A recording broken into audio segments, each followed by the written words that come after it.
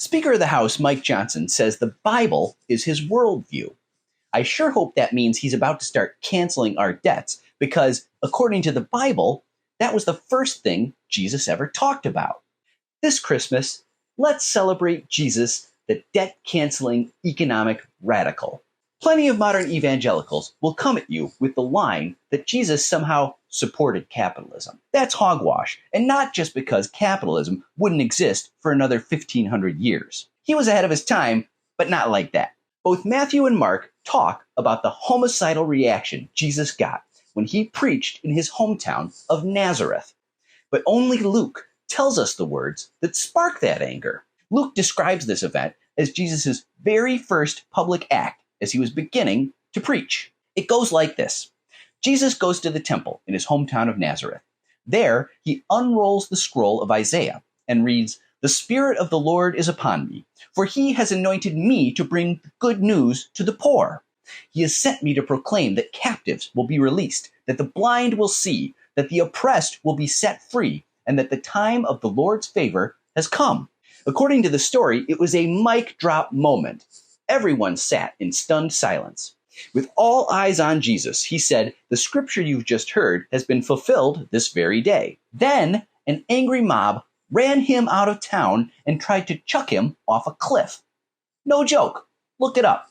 The significance of Jesus choosing this particular passage of scripture as his show-stopping homecoming number cannot be overstated. The meaning of what Jesus was saying would have been quite clear to an ancient audience, yet has lost all context for a modern reader. When Jesus proclaimed that the year of the Lord's favor had returned, he was saying the time for Jubilee had finally come.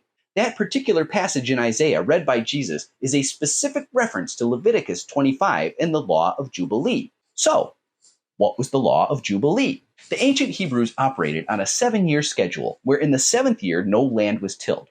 After a series of 7 blocks of 7, the 49th year was to be the year of Jubilee, when all slaves would be freed, all debts would be canceled, and all land was to be redistributed amongst the families who had it in the time of Joshua.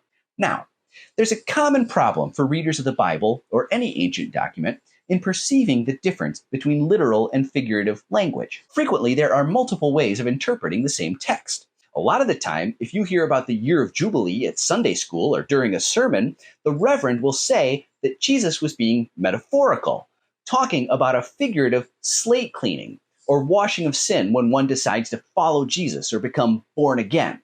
There's nothing inherently wrong with that interpretation, but to a person sitting in that crowd in Nazareth 2,000 years ago, the words of Jesus would have meant something very concrete. Within the historical context of that time, what Jesus was saying would have been startling. Everybody already knew what the Torah said about redistributing the land.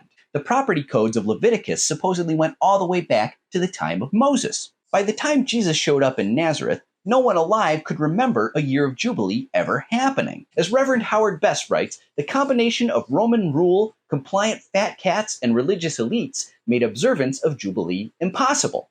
During a Jubilee, the rich were supposed to give up their land so the poor could have a shot at being productive members of society. By the time of Jesus, the poor had given up on this ever happening again, despite the clear language in those holy legal documents.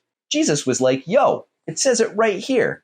Why aren't we doing this?" Everyone who heard what Jesus said would have understood its meaning. It had been far too long since a year of Jubilee. It was time to shake up the Etch-a-Sketch and give the poor their shot. Cancel all debts and start over. While you might have been taught to understand this message symbolically, within historical context, such a suggestion would have had very real economic implications for those living at that time. To come into the temple and start talking about redistributing land from the rich and giving it to the poor would have been an outrage to the entrenched interests in Nazareth. So it's really no surprise Jesus was run out of town for saying that. But it makes me think of what House Speaker Mike Johnson just told Fox News last month. He said, "I'm a Bible-believing Christian.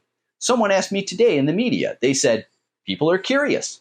What does Mike Johnson think about any issue under the sun?' I said, 'Well, go pick up a Bible off your shelf and read it.